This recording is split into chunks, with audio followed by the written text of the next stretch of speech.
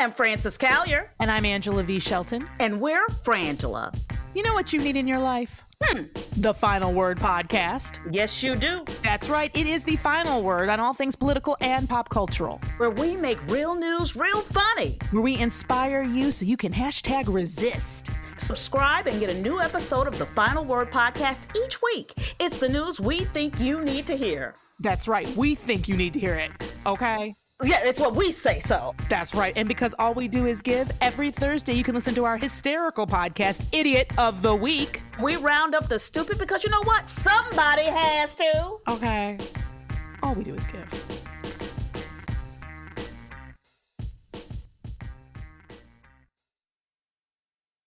New school year, but make it affordable. With Target, you can get everything you need for back to school without wasting time, money, or style. Deck out your room with colorful $5 bins, aesthetically pleasing $20 coffee makers, and cozy sheet sets for $9.50, and all the tech you need to succeed. Then get to planning those back-to-school looks with $5 Wild Fable tops and new parachute pants. Yeah, those are back now, too. Here's to a great school year. Shop back to college at Target. MSW Media.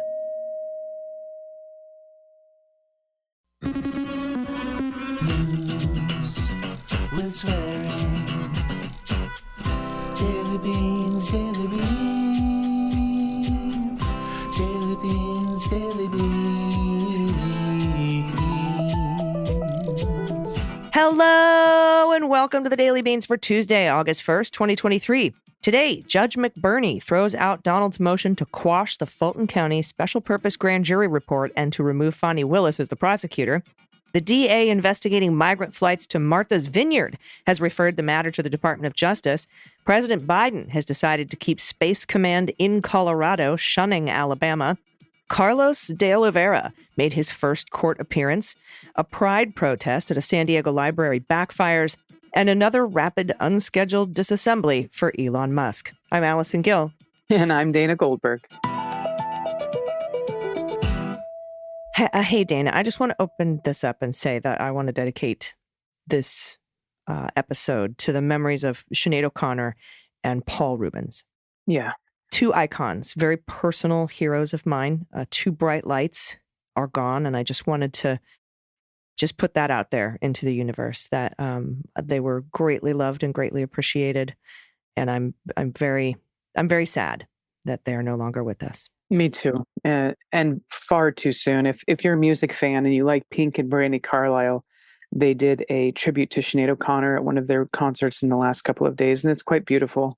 I just wish that she had been loved and revered as much in her life as she was in her death, because she was chastised for something that she was right about, and that was sexual abuse of children in the Catholic Church, and they ruined her career over tearing up a picture of the Pope on Saturday Night Live, and it's just a shame. It's a shame. So she will be deeply missed, and obviously Pee Wee Herman. I mean, come on.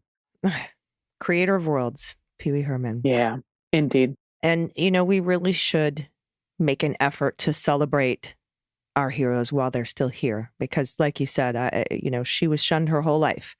And, it was only in her death that everyone showed all their love. We should be showering love on people like that when they're here.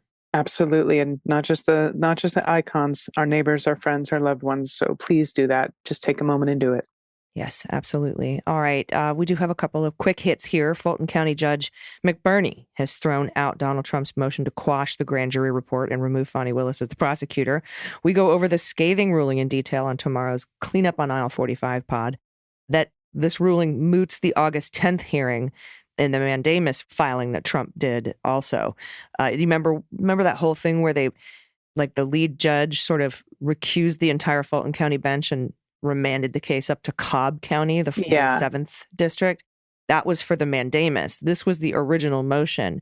And so McBurney's ruling today moots that hearing altogether. And so there won't be an August 10th hearing. Runway's wide open for Fani to indict. Let's do it. And the new defendant in the classified documents case, de Oliveira, made a court appearance today. Just like Nauta, he did not have local counsel, so the arraignment has been postponed to August 10th. They wanted it August 25th, but they were like, no. Judge Cannon ordered that it had to be done by August 25th.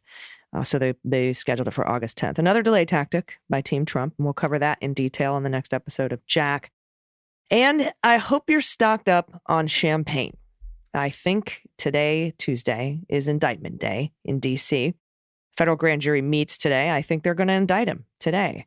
Look for a rant on Truth Social later tonight, followed by maybe tomorrow an announcement of a Jack Smith press conference. That's the order of operations, at least it was in the documents case. But justice, it's been a long time coming, but I think we may see it today. All right, we have a lot of news to get to, so let's hit the hot notes.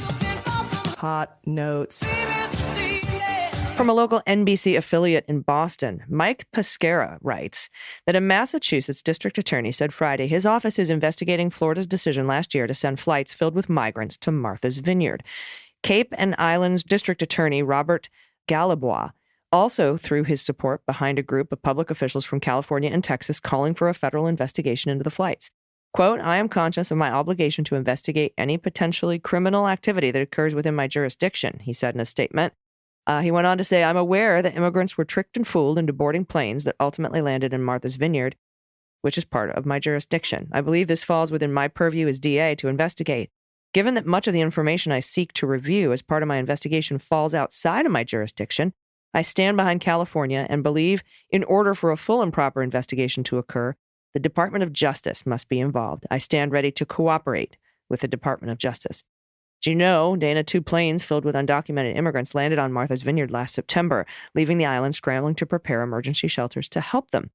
The office of Florida Governor Ron DeSantis said it was responsible for the flights, with a spokesperson saying that night they were, quote, part of the state's relocation program to transport undocumented immigrants to sanctuary destinations.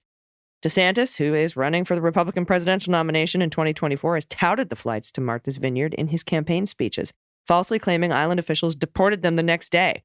And in reality, they were brought to an emergency shelter on Joint Base Cape Cod before alternative housing was arranged. Galibois' announcement comes a day before DeSantis will be on Cape Cod for a fundraiser. Oh, boy. In a class action lawsuit, migrants said unidentified people working with DeSantis have been trolling the streets outside of a migrant shelter in Texas and other similar locales, pretending to be Good Samaritans offering humanitarian assistance. So gross. I know. The migrants said those people made false promises that if they were willing to board airplanes to other states, they would get employment, housing, educational opportunities, and other assistance. They also said they were told they would be flown to Boston or D.C., but were dropped off at Martha's Vineyard without food, water, or shelter. DeSantis' move was widely panned by Massachusetts lawmakers as a cruel stunt, and I agree. Quote, history does not look kindly on leaders who treat human beings like cargo, loading them up and sending them 1,000 miles away without telling them their destination. That's Bill Keating, representative Democrat rep from Massachusetts, in a tweet. Earlier this summer, Florida also sent flights filled with migrants to Sacramento. California Governor Gavin Newsom and Attorney General Rob Bonta both likened the action to kidnapping. In a letter earlier this month, Newsom and Bonta joined Sheriff Javier Salazar of Bexar County, Texas, to call on the Department of Justice to investigate potential violations of federal law. Wouldn't it be amazing if the two leading Republican presidential candidates were both indicted? That would be lovely. Lovely. Salazar's office announced last month it recommended criminal charges, including a misdemeanor and felony counts for unlawful restraint. No suspects were named. The sheriff had previously opened an investigation into the flights after saying the migrants were lured.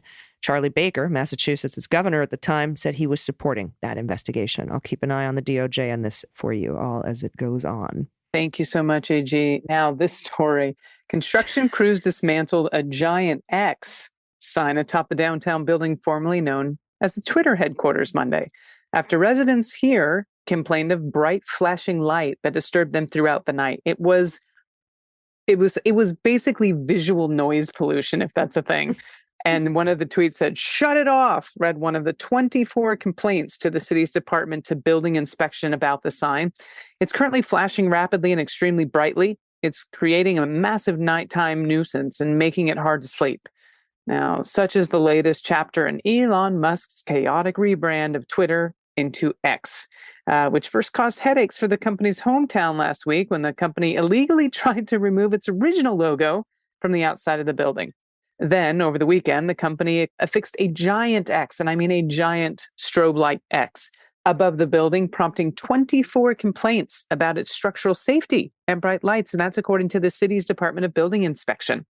Videos on social media also showed a blinding flashing strobe light above the building in downtown San Francisco. Sam Shand, who lives across from the headquarters, said it was a huge nuisance for him and his fellow neighbors Sunday night. And this is what he said. I don't understand why it had to be blinking that bright, he said, as a massive crane plucked the light of the brand's iconic blue logo from the building Monday. Now, subtlety is not Musk's strength. That, again, was from the neighbor. Now, the building's property owner, he's going to be fined. Actually, I don't know if it's a he. I apologize. The building's property owner will be fined for the installation and removal of the structure, as well as the cost of the city's investigation into the matter. And that's according to Patrick Hannon, who is a spokesperson for the city's Department of Building Inspection.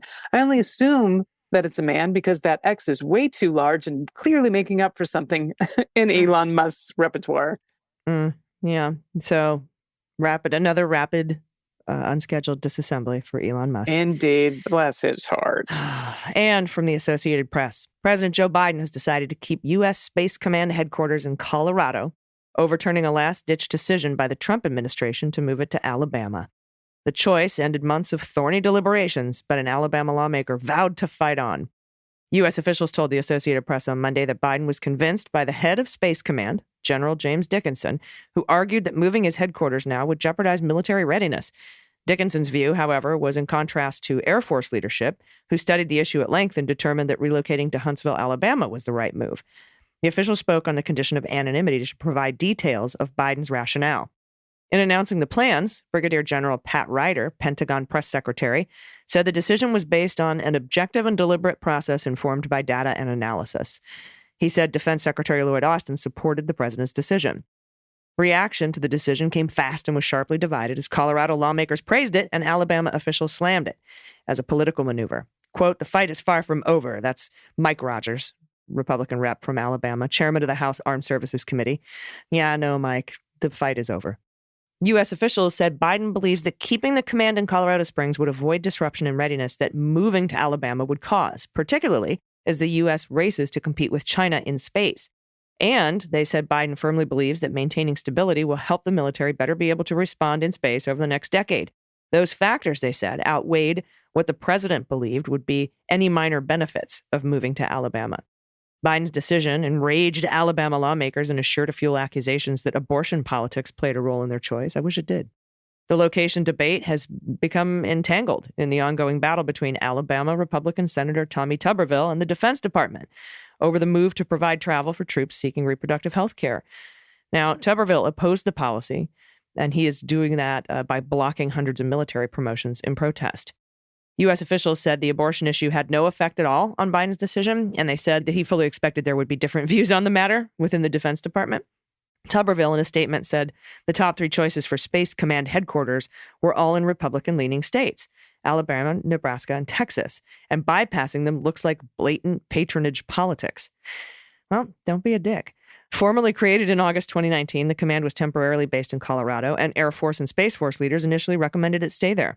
In the final days of his presidency, though, Donald Trump decided it should move to Alabama. That was political. Yeah, absolutely. The change triggered a number of reviews. Proponents of keeping the command in Colorado argue that moving to Huntsville and creating a new headquarters would set back its progress at a time that it needs to move quickly to be positioned to match China's military space rise. Colorado Springs is also home to the Air Force Academy, which now graduates Space Force Guardians, and more than 24 military space missions, including 3 Space Force bases. Officials also argued that any new headquarters in Alabama would not be completed until after 2030, forcing a lengthy transition. Huntsville, however, scored higher than Colorado in a Government Accountability Office assessment of potential locations and has long been home to some of the earliest missiles used in the nation's space programs, including the Saturn V rocket. It is home to the Army Space and Missile Defense Command as well. According to officials, Air Force Secretary Frank Kendall, who ordered his own review, leaned toward Huntsville, while Dickinson was staunchly in favor of staying put. The officials said Austin presented both options to Biden. That's Lloyd Austin, the Secretary of Defense. In a statement Monday, Kendall said the service will work to quickly implement Biden's decision, adding that keeping the command in Colorado will avoid any disruptions to its operational capability. All right. And last one here. This is from Jill Cowan at the Washington Post. Adrian Peterson. Adrian's the manager of the Rancho Penasquitos branch of the San Diego Public Library, was actually a little embarrassed by the modest size of her Pride Month display in June. Between staff vacations and organizing workshops for graduating high school students, it had fallen through the cracks and fell short of what she had hoped to offer.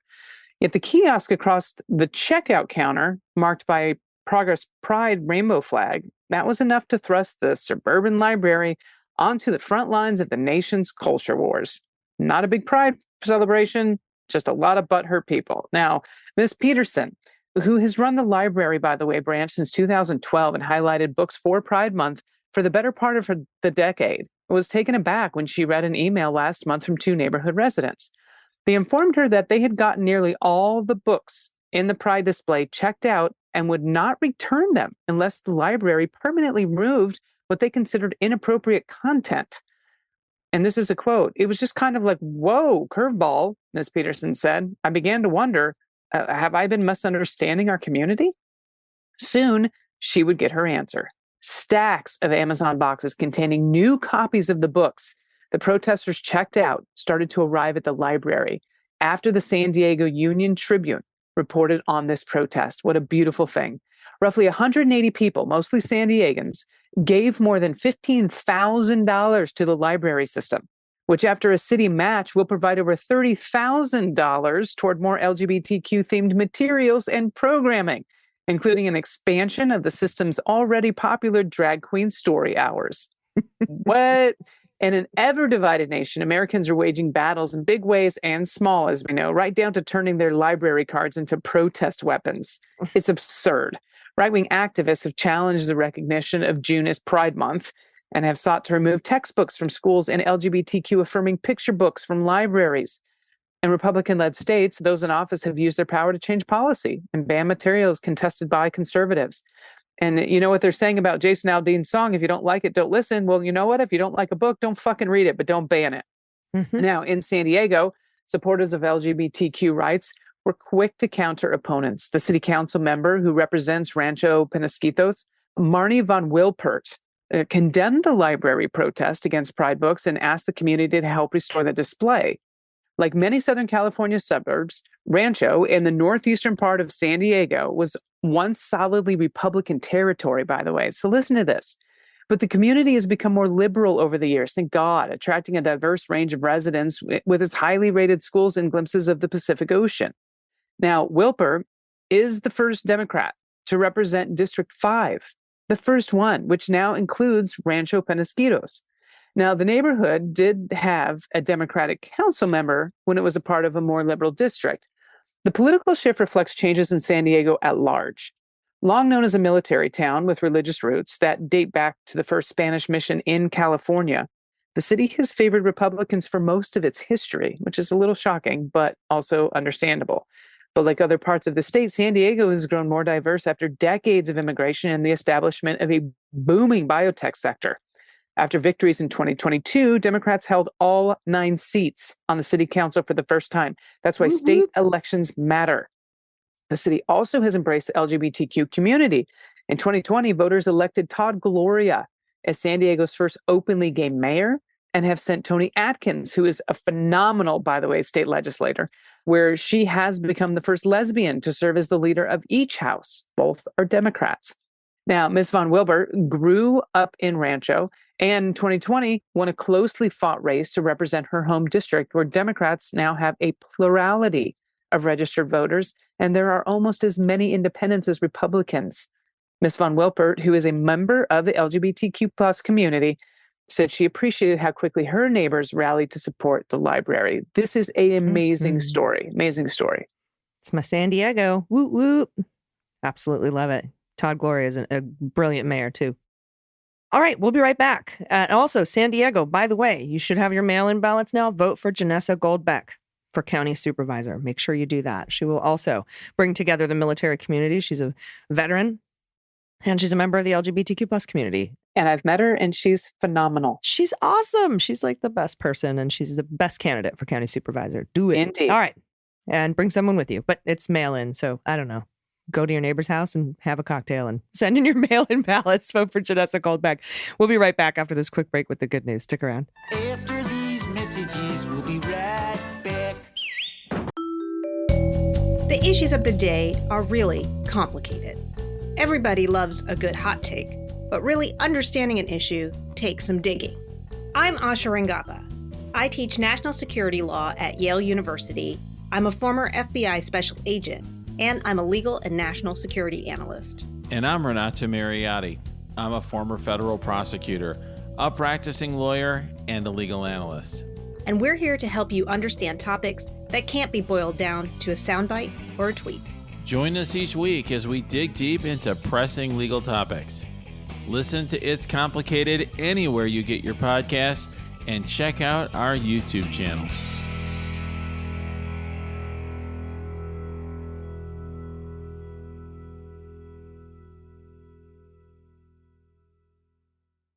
New school year, but make it affordable. With Target, you can get everything you need for back to school without wasting time, money, or style. Deck out your room with colorful $5 bins, aesthetically pleasing $20 coffee makers, and cozy sheet sets for $9.50, and all the tech you need to succeed. Then get to planning those back to school looks with $5 Wild Fable tops and new parachute pants. Yeah, those are back now too. Here's to a great school year. Shop back to college at Target. At Discount Tire, we know your time is valuable. Get 30% shorter average wait time when you buy and book online. Did you know Discount Tire now sells wiper blades? Check out our current deals at discounttire.com or stop in and talk to an associate today. Discount Tire. Let's get you taken care of. Everybody, welcome back. It's time for the good news. Who likes good news? Everyone? Then good news, everyone.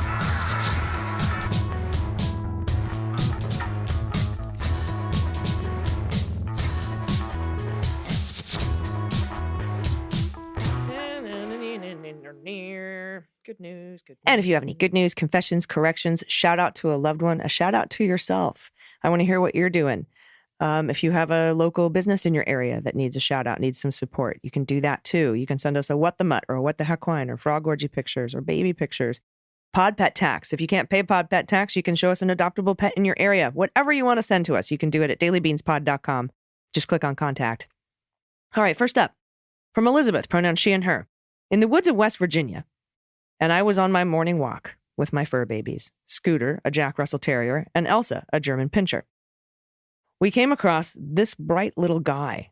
The colors and markings on this were incredible. Mother Nature's work at its best. I love the beans. Every morning at 5:15 a.m., my coffee pot clicks on, and I settle in for my morning. Thanks for all you both do. Look at this.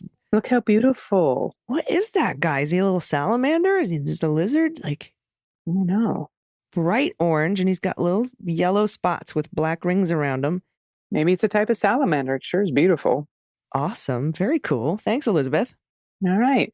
This is from Kirsten N. Kirsten N. Pronouns she and her. What the heck wine? Can you guess the breed of my podcast cover supermodel? His name is Jasper, a.k.a. The Monkey. Also, I'm shamelessly shouting out the Horse Geeks, my own podcast. And I quote, where we look at horses and riding from the inside out.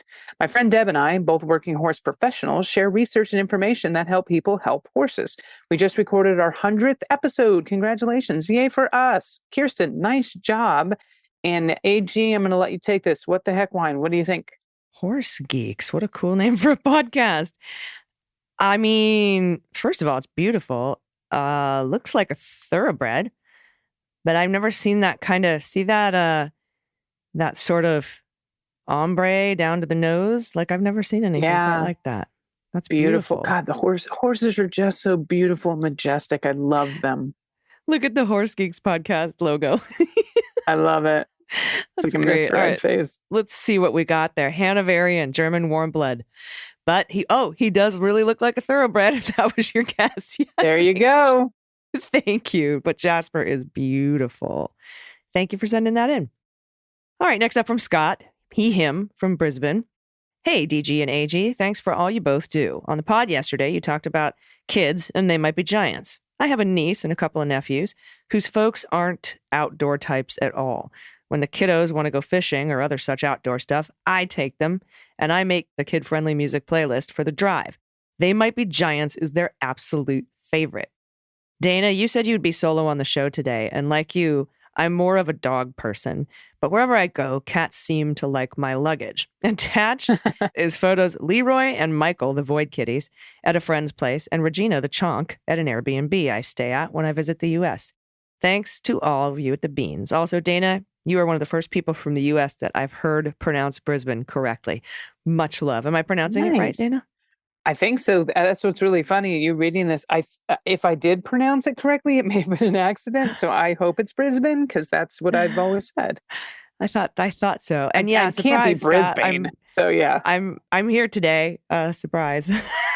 I know. We got really confused yesterday, y'all. We did. I will be going solo tomorrow and the day after, but I didn't even know Allison was going to be here today until about 2 hours before the podcast. Yeah, so you're going to get to announce those indictments. Lucky girl. Oh, I know. I'm excited. All right. This is from Roxy, pronouns she and her. I have a confession to make. While I salute all the people who feel sympathy for Waltine Nada and now Carlos de Oliveira, out of a belief that Trump took advantage of them, I'm having a hard time mustering those same feelings. I can't shake the feeling that, barring an undisclosed cognitive impairment, the idea that they didn't understand what they were doing is juvenilizing. Even if these 40-plus-year-old men were somewhat naive, surely the skulking around in the bushes was a clue that their actions weren't above board. Also, as a former member of the Navy, Nada's choice to protect Trump's recklessness with NDI is such a betrayal of the man and women who still serve in the Navy and other branches of the military. Mm-hmm. I hope they'll decide to come clean for the good of the nation in order to redeem themselves somewhat. I'm sympathetic to the idea that I'm not sure they've gotten the best legal advice. Maybe they'll see that Tavares hasn't been charged at all and realize there are better options. Mm-hmm. For Claude Pet Tax, I'm sending our turtle Jaws. We took her in as a sort of rescue about a decade ago. She's now about 20, which I had long thought would be nearing end of life based on Googling lifespan for turtles of her species. Then I recently realized that 20 years is for turtles in the wild. In captivity, she could live to be 50.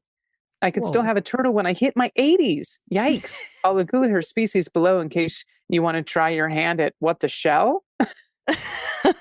All right, is that a red nose? Is that a red slider? Is that a... Stop it. Do you know turtle types? It is a red-eared slider. What the fuck? Come on. My friend Sonia has a couple of them, so it's kind of not fair. Mean, I got set up for that. I'm like, is it a box turtle? What the tortoise? It's a red-eared slider. Yeah. Okay. That was fun. Thank you all for sending in your good news. Again, Dana's solo tomorrow and Thursday. I will try to maybe, like, on my lunch break, maybe I'm going to be in court for the next 4 days is what's happening. Oh, that's what's happening. I didn't even know where you were going to be. But I'll probably be trying to, like, maybe record something on my iPhone at lunch or something, just to have some comments or something that maybe I can drop in the show. But I will be gone. And then we have a really great interview. I already pre-recorded it. It comes out this Friday with Brian Karam. He's the host of the Just Ask the Question podcast, which, if you aren't listening, is very, very good. He's an insider up there in Washington in the White House Correspondents Association.